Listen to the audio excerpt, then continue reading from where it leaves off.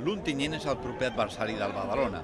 El conjunt valencià està passant per diversos problemes extraesportius que fins ara li han impedit poder competir per la zona alta de la classificació.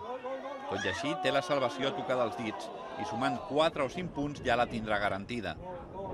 Es tracta d'un equip molt competitiu, sobretot en el seu estadi del Clariano.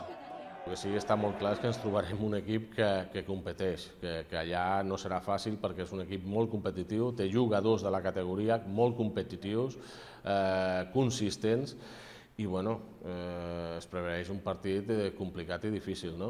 L'Ontinyent sempre, o quasi sempre a casa seva, és un equip que s'adapta bastant a la proposta del rival, un equip que si tindrà la pilota la té perquè té jugadors contrastats i té jugadors de qualitat i experimentats a la categoria. Qui coneix l'actual problemàtica de l'Ontinyent és el defensa César Soriano, exjugador del conjunt valencià. Sí, jo crec que sí, perquè altres anys també ha passat la mateixa situació i estant allí jo crec que els companys, tu quan eixes al camp vols competir i guanyar, altra cosa és que si el resultat es fica mal et pots ficar a pensar en el que estarà deportiu, però jo crec que eixirà a anar pel partit. El Badalona sortirà demà al migdia cap a terres valencianes. El partit començarà a les 5 de la tarda i serà xiulat per l'àrbitre andalús Xavet García.